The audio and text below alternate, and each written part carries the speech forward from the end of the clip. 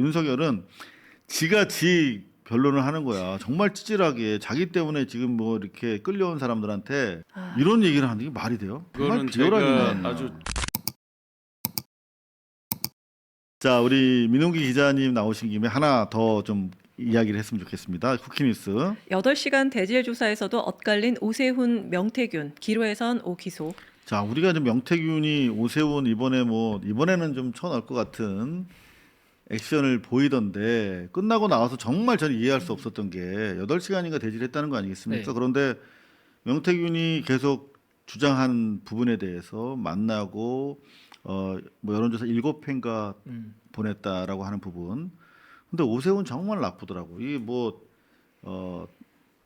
그렇게 웃으면서 인터뷰를 하니 얘는 정말 재수 없습니다.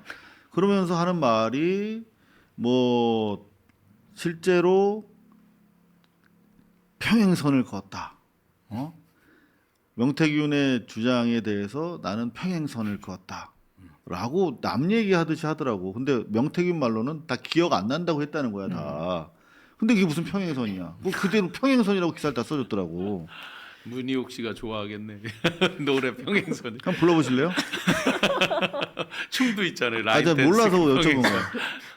어떻게 하는 거예요? 안 해봐서 잘 모르겠습니다. 저도 모르겠어요. 듣기는 많이 들었어요. 그러니까 네. 그 명태균 씨의 특징을 보면 본인한테 어떤 해가 될 만한 거 이런 것들은 좀 얘기를 달리하는 게 있지만 또 전체적으로 작은 걸 침수봉대 과장하는 이런 부분도 있긴 하지만 큰 것들, 큰 팩트에서는 대체로 맞아 왔단 말이에요. 이제까지 보면. 근데 명태균 씨가 나와서 그 말을 했죠. 증거 팩트를 들이댈 때는 말을 안 하더라는 식의 이제 말을 했단 말이에요. 그게 가장 중요한 저는 말이라고 생각해요. 자신 있으면 객관적인 증거 같은 걸 드밀 때 본인이 억울하다 생각하면 적극적으로 해명 소명을 하게 돼 있잖아요. 본능적으로도 그래 돼 있는데 그런 게 나올 때는 말을 안 하더라라는 거잖아요. 그러니까 이번에 대질 신문을 하면서도 네. 뭐 둘의 주장을 뭐 확인하는 수준이 아니라 특검에서는 뭐 김한정이라든지 강철원이라든지 뭐 카드 내역, 이체 내역 그런 것들 다 제시했다라고 지금 알려져 있잖아요. 그렇죠. 그러면은 거기에 대해서 해명을 해야 되는데 뭐 자기 주장은 뭐 평행선을 그렸다라고 하지만 그 평행선에 지금 곳곳에 암초가 있는데 이거를 왜 해명을 안 하고 자기는 자기 주장만 했으니까 당연히 평행선을 그쵸. 모른다 그러고. 그쵸. 모른다라는 진술로 평행하게 일관했다는 거야. 그쵸. 그게 평행선이야. 그리고 저는 또 이해가 안 됐던 게 비원표 여론조사 대부분이 조작됐다라는 기사를 보여주더라고. 근데 무슨 상관이야? 조작됐든 안 됐든 간에 그거를 받았다는 거 아니겠습니까? 근데 그것도 완전히 제대로 된 해명이 아니잖아. 아니 그 명태균 씨 진술대로라면 처음에 이제 왜 그랬잖아요. 누구를 이기게 해줘. 그 얘기가 조작해줘라는 얘기잖아요. 그러니까, 조작해줘. 예. 아니 어떻게 그 객관적으로 나오는 걸 어떻게 이기게 해줍니까? 객관적으로 지면 지는 거지. 근데 이기게 해줘라고 부탁했다는 자체가 네. 갑자기 노래가 생각났어요. 어떻게 불러요? 우린 다시 만날 수가 있을까? 뭐 그런 처음 듣는 노래인데. 굉장히 유명한 알겠습니다. 노래입니다. 사실 우리 교수님이 음반도 취입하고 가수예요. 정말 정치나 뭐 지방정부 장 같은 거 하면 딱 맞는 그런 거 하실 생각 없으세요? 잘하실 것 같아요.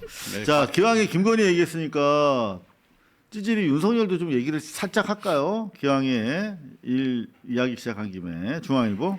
방첩사 장교 윤 재판에서 방첩사 내에도 계엄 저항 세력 있었다. 이 분 정말 안타까웠어. 그 경호 경비 부대장 양중명이라고 하는 분인데 어쩔 수 없이 갔다. 그런데 이 압수수사가 가능하다는 규정이 없어서 불법이라고 판단해서 안 했다라고 하는 거예요. 그러면서 군 내에도 양심을 지키려고 했던 군인들이 있었음을 기억해 달라라고 하는데 윤석열은 지가 지 변론을 하는 거야. 정말 찌질하게 자기 때문에 지금 뭐 이렇게 끌려온 사람들한테 이런 얘기를 하는 게 말이 돼요?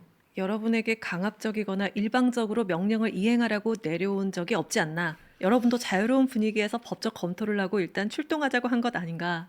지 살자고. 정말 이거는 비열하게 제가 나왔네. 아주 리얼하게 이제 제가 공개한 문건 5쪽짜리 중앙선관위 서버에서 네. 서버 자료를 확보해야 된다, 로그인 기록을 확보해야 된다.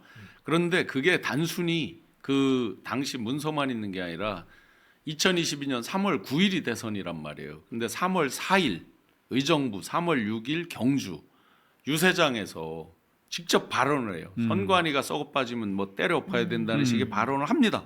마이크를 잡고 유세장에서 대중연설에 합니다.